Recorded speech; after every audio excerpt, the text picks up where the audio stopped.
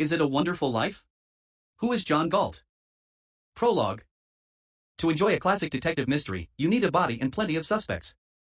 On January 6, 1946, on the third-year anniversary death of his friend and inventor, Nikolas Tesla, Detective Mike Hammer got a possible homicide call from a team of forensic scientists. During the excavation in the backyard of a large family estate, an underground bunker structure was uncovered.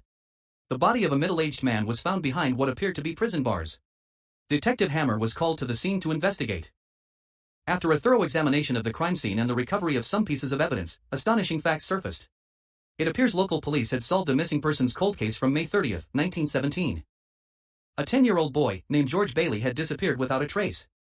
Present evidence suggested the kidnapped victim had been imprisoned within the confines of the large, reasonably comfortable bunker cell for the last 29 years. While there was a sink, toilet, kitchen, bed and small library of books and magazines behind the confined bunker bars, an autopsy confirmed George Bailey died of starvation.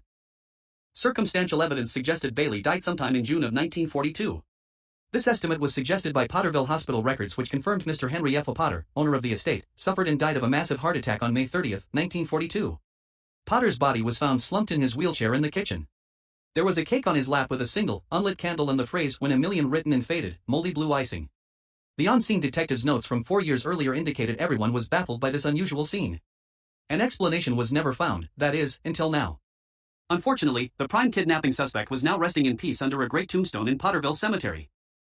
Potter's descendants, who had only grown richer, more powerful and famous, indicated they were never privy to the business affairs of their family benefactor. Folklore had it that Potter could see future timelines and knew how to act on them. Rumor had it that Potter cashed out all his stocks just prior to the big crash of '29. He ended up buying all of Bedford Falls and soon after renamed it Potterville. Sadly, Mike Hammer quickly learned that anyone else associated closely with the case was now deceased, apart from a writer named Philip Van Doren Stern, age 45. When contacted, he issued a nervous no comment over the phone. The investigation dragged on into December. Mike Hammer learned the very same writer, Philip Stern, was indeed an author, editor, and Civil War historian. He lived briefly in Bedford Falls just a few years after the kidnapping. He apparently did some poking around in 1920 to see if there was a story he could write about. Hammer looked down at the free movie ticket pass he had been given. A few years earlier, the author had sold a story he published to a movie studio. It was originally called The Greatest Gift. It was now being released this evening, December 20, 1946. The movie title had been changed. It was now called It's a Wonderful Life. Leaving the theater after the movie ending credits began to roll, Mike Hammer came out looking pale and a little shaken. He turned his head back toward the couples now exiting the theater. Their faces glowed with smiles and tears. They were holding each other's arms for warmth and comfort. Hammer shook his head, trying to clear away his dark thoughts about the similarities between Tesla and Bailey.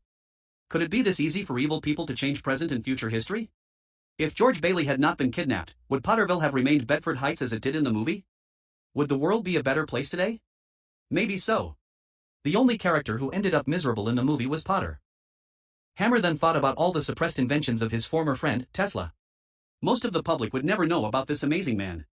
The elites would make certain history would forget Tesla. Whenever a Tesla invention threatened a secret monopoly of the elites, it was suppressed, sabotaged, or stolen. Like George Bailey, in the picture show, Tesla didn't really care about wealth and fame.